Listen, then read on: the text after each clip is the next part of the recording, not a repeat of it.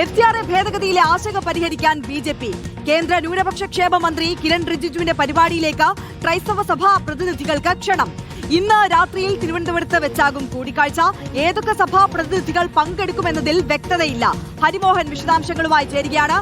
ഹരിമോഹൻ, ഈ തിരിച്ചടിക്ക് ഒരു ബദൽ മാർഗം തേടുകയാണ്. അതിനുള്ള തിരക്കിട്ട നീക്കങ്ങളാണ് BJP ഇപ്പോൾ ഉള്ളത്.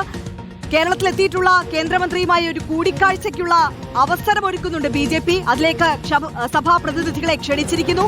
ഏത് തരത്തിലാണ് ഈ ക്ഷണം സ്വീകരിക്കുന്നുണ്ടോ? അങ്ങനെയെങ്കിൽ ഏതൊക്കെ സഭാ പ്രതിനിധികൾ പങ്കെടുക്കും ഈ യോഗത്തിൽ? ഈ നിമിഷവും എത്ര സഭാപ്രതിനിധികൾ കിരൺ റിജിജുവുമായി കൂടിക്കാഴ്ച നടത്തുമെന്നുള്ള കാര്യത്തിൽ വ്യക്തതയില്ല. കാരണം അടിയന്തര സ്വഭാവത്തിൽ അല്ലെങ്കിൽ വേഗത്തിൽ തിരക്കിട്ടൊരു നീക്കമാണ് BJPയുടെ ഭാഗത്തുനിന്ന് ഇന്നുണ്ടായത്. ഇന്ന് കേന്ദ്ര ന്യൂനപക്ഷ ക്ഷേമ മന്ത്രി കിരൺ റിജിജു വരുന്ന കാര്യം നേരത്തെ തീരുമാനിച്ചിരുന്നെങ്കിൽ പോലും ഇങ്ങനൊരു കൂടിക്കാഴ്ച നേരത്തെ തീരുമാനിച്ചിരുന്നില്ല. മറിച്ച് കിരൺ റിജിജുവിന്റെ 2 പരിപാടികൾ കൊല്ലത്ത് തീരുമാനിച്ചു.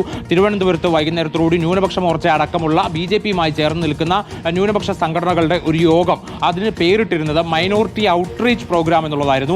തിരുവനന്തപുരത്ത് ഒരു ഹോട്ടലിൽ വെച്ച് രാത്രി 7:30 ഈ പരിപാടി സംഘടിപ്പിച്ചിരുന്നത്. പക്ഷേ ഇന്ന് രാവിലെ വേഗത്തിൽ ഈ മൈനോറിറ്റി ഔട്ട്റീച്ച് പ്രോഗ്രാം എന്നുള്ള പേരടക്കം മാറ്റിക്കൊണ്ട് കോഫി വിത്ത് കിരൺ എന്നാക്കിയ പരിപാടിയുടെ പേര് മാറ്റുകയായിരുന്നു. അതായത് കിരൺ റിജിജുവുമായി കൂടിക്കാഴ്ച നടത്താൻ എത്തുന്ന ആളുകളുമായിട്ടുള്ള ഒരു സംവാദം, അത്തരത്തിലൊരു പരിപാടി എന്നുള്ള നിലയിൽ മാത്രമാണ് BJP രാവിലെ ഇതിനെ അവതരിപ്പിച്ചത്. അതിനുശേഷമാണ് ഈ സഭാ പ്രതിനിധികളുമായുള്ള ഒരു കൂടിക്കാഴ്ചയാണ് പ്രധാനമായിട്ടും ഇതിൽ ഉദ്ദേശിക്കുന്നത് എന്നുള്ളത് മനസ്സിലായത്.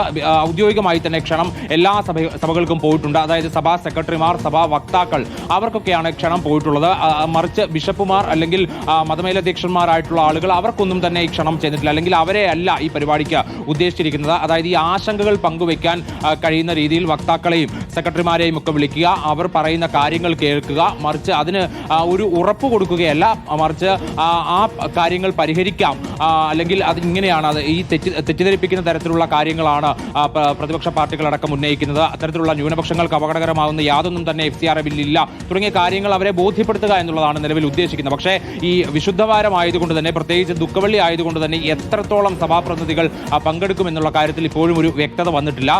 BJPയെ സംബന്ധിച്ച് എന്തായാലും വെട്ടിലായിരിക്കുകയാണ് ഇതെന്നുള്ള കാര്യം സംശയമില്ല. പ്രത്യേകിച്ച് കഴിഞ്ഞ ദിവസം ഇത് പാർലമെന്റിൽ വരുന്നുണ്ട് എന്നറിഞ്ഞപ്പോൾ തന്നെ സഭാ നേതൃത്വങ്ങൾ എല്ലാവരും കേന്ദ്ര സർക്കാരിനെതിരെ രൂക്ഷ വിമർശനവുമായി രംഗത്തെത്തിയിരുന്നു. അതുകൊണ്ട് തന്നെ അന്ന് സംസ്ഥാന നേതൃത്വം കേന്ദ്ര ആഭ്യന്തരമന്ത്രി അമിത്ഷായെ നേരിട്ട് ബന്ധപ്പെട്ടുകൊണ്ട് ഇത് തൽക്കാലത്തേക്കൊന്ന് മാറ്റിവെച്ച് നിയമസഭാ തെരഞ്ഞെടുപ്പിനെ ബാധിക്കാത്ത രീതിയിൽ മുന്നോട്ട് കൊണ്ടുപോകണം എന്ന് അഭ്യർത്ഥിച്ചിരുന്നു. അതിന്റെ അടിസ്ഥാനത്തിലാണ് പാർലമെന്റിൽ ചർച്ചയ്ക്ക് പോലും അത് വരാത്തൊരു സാഹചര്യം ഉണ്ടായത്.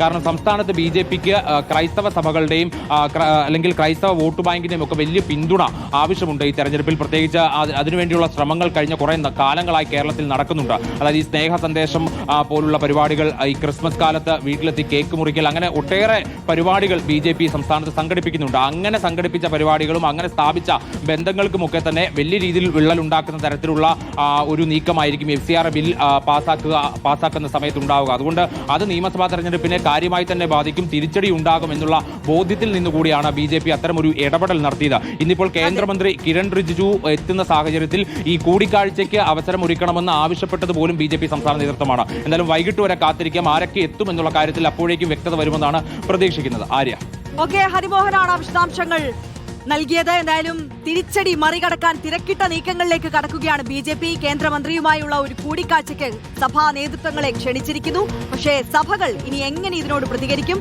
ഈ ക്ഷണം സ്വീകരിക്കുമോ? ചർച്ചയ്ക്ക് തയ്യാറാകുമോ? വരുമോ എന്നൊക്കെ ഇനി കണ്ടറിയാം.